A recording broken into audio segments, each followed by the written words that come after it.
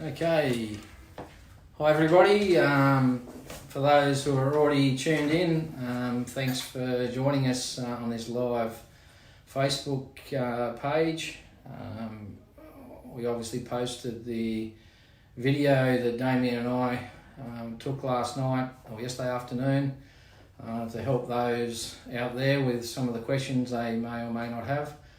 And we obviously asked for anyone to send through any other questions through to our info@tjlbiz.com.au. I hope you found the video that Damien and I shot yesterday as being useful. As I said, it was a little bit high level, as in, when I say high level, more about an overview of what was announced by the government. So we can delve down in a bit more detail today from some of the questions I've had. Before I go into the questions though, I want to touch on the rental agreements or lease agreements that a lot of people have been talking about at the moment. The Morrison government, Prime Minister basically handed down a little bit of legislation late yesterday afternoon that I believe is enacted by the National Cabinet, which, look, it talks, it's no different to what we thought was going to happen last week, but the Prime Minister has asked that the landlords and the tenants basically get together and try and work out a rental amount that would be feasible for a tenant to pay, and obviously feasible for a landlord to be able to pay his or her bills as well. Some landlords will have debt on their properties. The banks, as long as you're with the major banks, the banks have ceased repayments and interest. Certainly interest is capitalised, so the landlords will have that payment to make at some future point. However, it has made it a bit easier for landlords to reduce their rent. So basically the package now is that as long as you're eligible for the JobKeeper payment, which is 30% reduction in revenue, less than $50 million in revenue, you fit the criteria for rental discussions with your landlord. The Prime Minister, Scott Morrison, has suggested that any negotiations on this be entered into in good faith on both sides. He's suggesting that a rental waiver of a minimum 50% is feasible in this current environment, and you need to take into account the decrease in your revenue and decrease in profit, if there is any profit in some of these businesses. So for some businesses that are closed completely, in reality, probably a zero rental amount right now would be appropriate. So the legislation sort of suggests if it's going to be a zero amount today for say 6 months, we extend the lease by 6 months at the other end. So what that means is, so assume that your lease agreement expires 30 June next year. What we're saying is if you can get a 6 month deferment on your rental now, it gets extended by 6 months from June, which means that your lease agreement will not terminate at 30 June 2021, it'll actually terminate at 31 December 2021. It'll be a short addendum to the current lease, which will be easy to adapt. But that's if you have closed your business completely. And look, at reality is some businesses have had to, certainly beauty salons, all those personal touch, I think not chiropractors, but Pilates studios, yoga, all those sorts of places, gymnasiums, they've all had to shut, and it's feasible that they shouldn't pay rent and extend the term of your lease. For those who are still open, I would suggest again that you enter in negotiations with your landlord. Try and show he or her what you are seeing as a decrease in revenue, so you can negotiate a fair rent. But somewhere between a 50 and 100% reduction is what is seen at the moment as being feasible in this current environment. Again, if you want some more assistance on that rental area, please don't hesitate to give us a call or drop us an email at info@tjlbiz.com.au. and we can help you in those discussions, review your financials and your revenue decrease, and help you with those negotiations with your landlord. We're all in the same boat. We're all in this together. We're no different here at TJL. We have significant decrease in our revenues as we try and help all of our clients out, clients who are closed or operating at 20 or 30% of what they were. We're certainly either reducing or stopping our fees completely. So we're affected tremendously here as well. We're in negotiations with our landlord at the moment, and I hope to continue on with that negotiation and get a successful outcome for us as well, because we're no different to anyone else out there. We've all suffered the same issues. As I said, we're all in this together. We'll all get through this together, and it's very, very important. I'll go on to some of the questions that we've received overnight. And again, if anyone's got any questions as they're watching this live video, please, I think you can, I'm new at this, so forgive me, but I believe you can post questions on this video, and we'll be able to see those questions. And if I can answer them straight away, I'll certainly will. If I can't answer them straight away, I'll take that question on board and come back to you directly. So look, the first question I had was, my daughter has had to close her business as a sole trader, but her husband earns over $100,000 a year in his current job and he's still employed. This person would like to know what assistance his daughter is eligible for. Well, given she's a sole trader, look, she's obviously eligible for Job Seeker, but I would suggest that Job Keeper is her best option. The payment's a little bit higher than the Job Seeker. She's a sole trader. Even though she's got no employees, sole traders are eligible for the Job Keeper payment. So I would suggest that she applies directly through the ATO link, and we will put that ATO link up on our Facebook page for those who don't have it. So I'll make sure that link goes up where you apply for this Job Keeper payment. But that would be the best option for her, is the Job Keeper. She can put her business in hibernation, which means she doesn't need to operate. She can still apply for this Job Keeper. Again, she won't get the payment through until around about the 6th or 7th of May. But as long as she fits the criteria of JobKeeper, which is, obviously have an ABN prior to 12th of March 2020, lodged a BAS in some shape or form between July 18 and today, or a tax return, she's eligible for that JobKeeper. So I hope that answers your question. The next one is, there's quite a few on JobKeeper, which is, obviously the flavour of the month right now. So I will continue on in that vein. So the next question says, if both my casual and full-time employees are getting the $1,500 a fortnight JobKeeper payment, so you're receiving that JobKeeper payment on behalf of your employees, so they don't get it directly, it goes into your bank account as the employer. Can I make my casual staff work more than they usually would to ensure my full-time staff aren't doing all the work? Now, I think I read this question correctly. So your full-time staff will still be working their normal hours and getting their normal pay. So the question is, can I increase the hours? So let's say your casual employees previously were doing 20 hours as an example. I think the question says, can I increase those hours to 25 hours? So it covers the $750 a week or $1,500 a fortnight. The answer to that is yes. The most important part is, though, that if no matter how many hours a week your employee is doing, whether they are entitled to $400 or $500, they still get the $750 every week. You're receiving the $750 and you must pass that on to your employee. There's things in Parliament today in relation to super guarantee on these payments, so I'm not going to deal with that just yet because it's not fully clarified on how we deal with that. But essentially, you can get your casual employees to do more hours. No problem whatsoever. So again, I hope that answered that question. If it didn't, please shoot us another email and I'll try and clarify it further. Third question I have is, I was previously a sole trader working on my own and recently put on a casual admin employee to help me work more efficiently.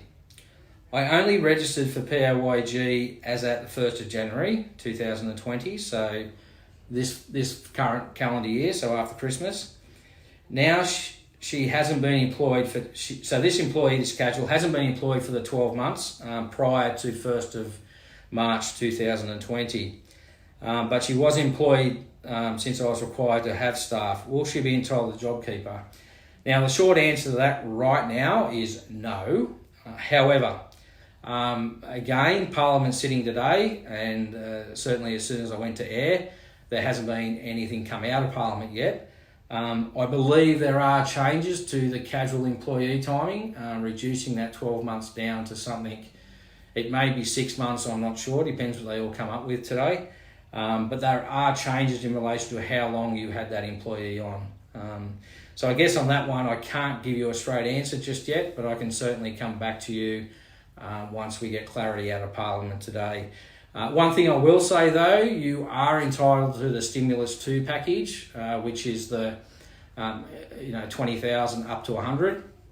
Because you had an employee prior to the 1st of March 2020, and you paid some PAYG withholding, it means that you will get the minimum $10,000 first tranche and the second $10,000 tranche come 1st of July after you lodge your June BAS. So you'll definitely be entitled to the $20,000 as a bare minimum. As for JobKeeper, stay tuned in relation to the Parliament sitting today. Next question is, we currently operate as a partnership in a retail business. We employ one other staff member, but my husband and I work predominantly in this business. Will all three of us be entitled to JobKeeper payment? This is a very, very, very common structure. We've got a partnership, mum and dad in the business and one or two employees. Now, unfortunately, again, unless something changes at Parliament today, you can only nominate one person in a partnership. So at this point in time, I'm sorry to say that only two people will be entitled to the JobKeeper, the third person would not. So the option there would be job seeker for the third person. Again, you'll get stimulus number 2 though, and you'll be entitled to the minimum 10,000 because you do have an employee. So you will get the 2 lots of 10,000 trenches to help you through your business. So hopefully that's enough. I hope you're still open and not closed yet. But as I say, Parliament may change today, and it means partnerships where they're operating as in working partners in both the partners. Then perhaps it may change. But at this stage, both will not be entitled, only one person.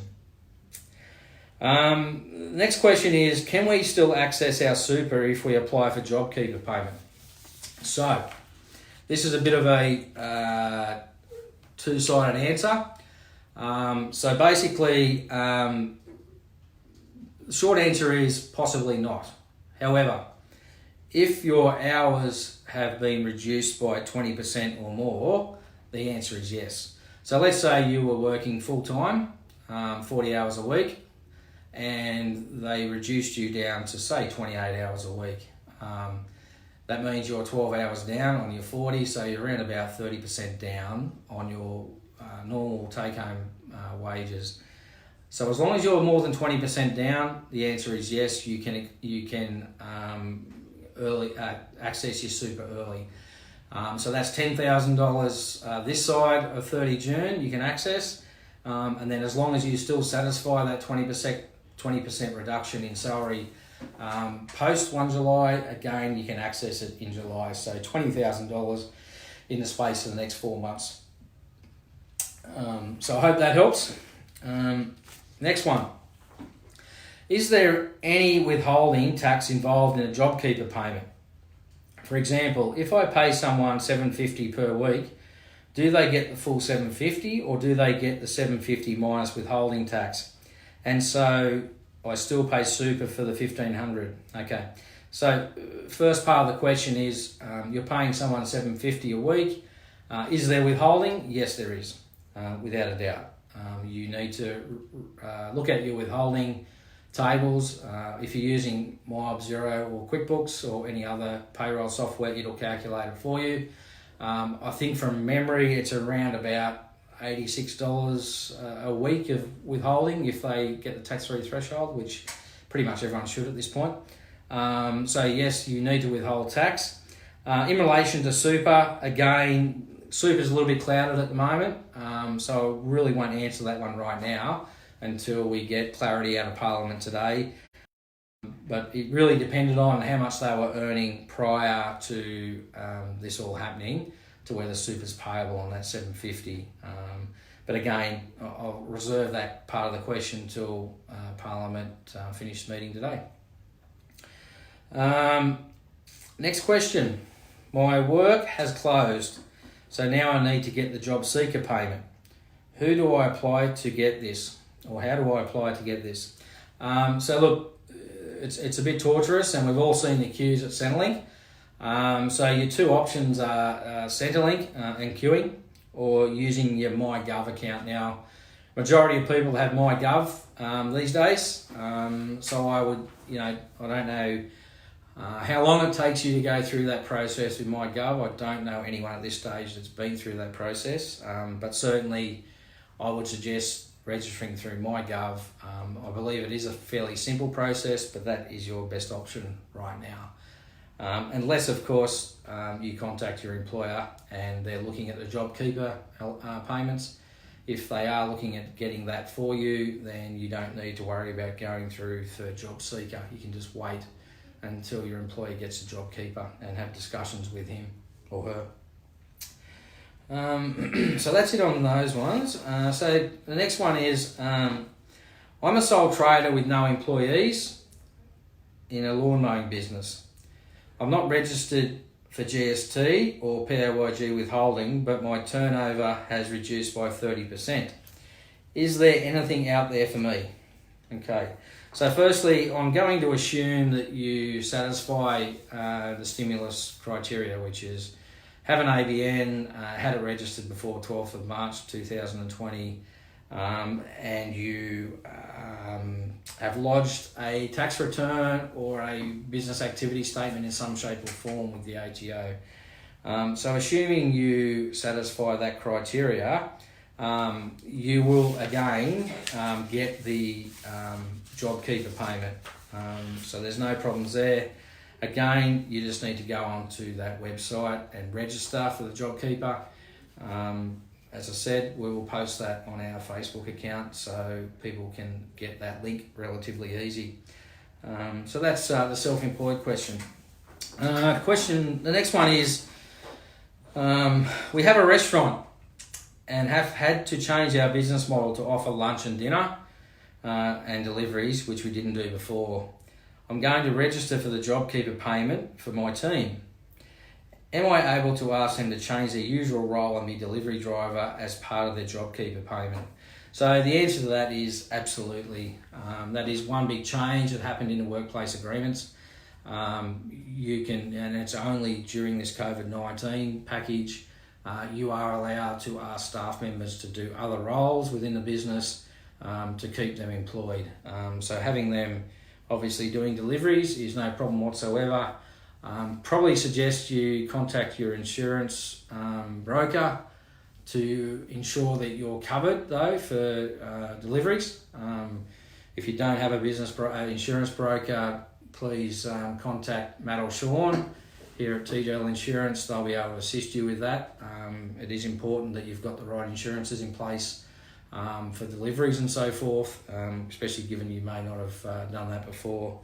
But yes, the answer is you can definitely get someone else you can definitely get them to do deliveries, and you can even get them doing cleaning and things like that. So basically, during this COVID-19, the employment laws really have been tipped on their head, and we can do a lot more than we could do before with keeping them employed and keeping them in jobs. The next one is I'm registering for a JobKeeper payment for my employees, but it won't be paid until May. Am I able to ask my staff to use their annual leave in the 3 to 4 weeks between now and then? Yes, absolutely. However, there are some sort of criteria. If they've got more than 2 weeks leave, yes, you can enforce them to take that extra 3 or 4 weeks. No problem whatsoever. They have to always have more than 2 weeks of leave though.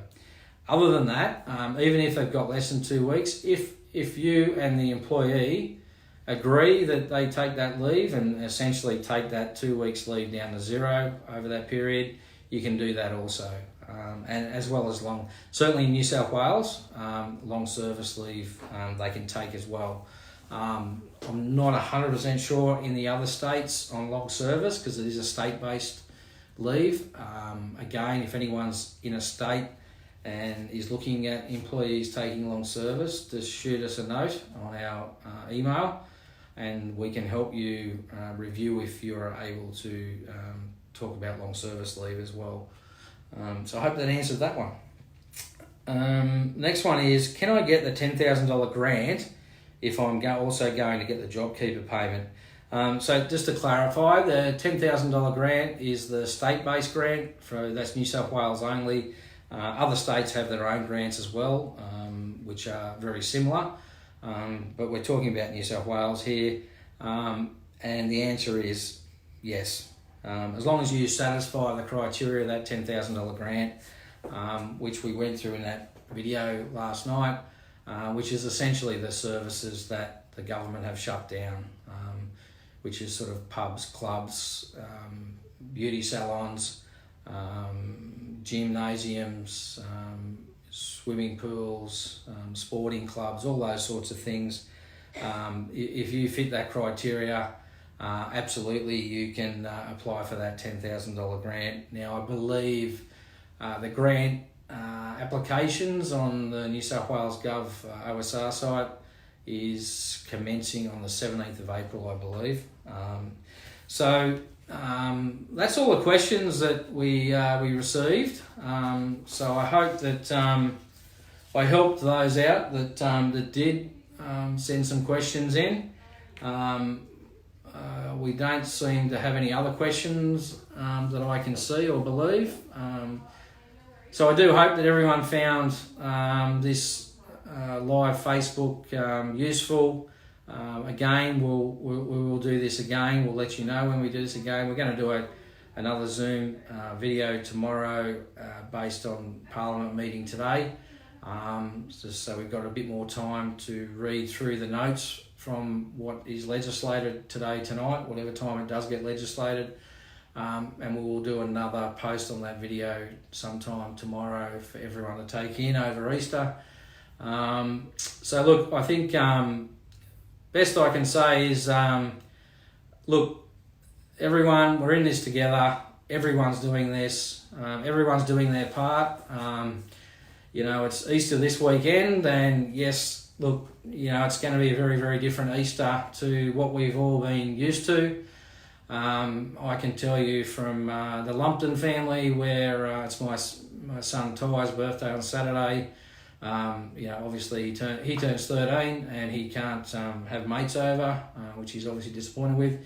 So we're having a little camp out in our backyard on Saturday night with a little fire, just to get away from, I guess, everything going on in the world today. So all I can say is I suggest everyone else do something similar over Easter. Relax, try to forget about what's going on, and we pick it all back up next Tuesday. Listen to our video that we post tomorrow. I'm sure you'll find it interesting, and I hope it's useful. And again, any questions that arise from the video we post tomorrow, please email through info@tjlbiz.com.au, and we'll do our best to answer all those questions. And obviously don't hesitate to call the office or me directly on my mobile. My mobile is 0410 683 023. I'll generally answer at any time, so please don't hesitate to give me a call. Anyway, thank you all for listening, and we'll talk again soon. Thank you.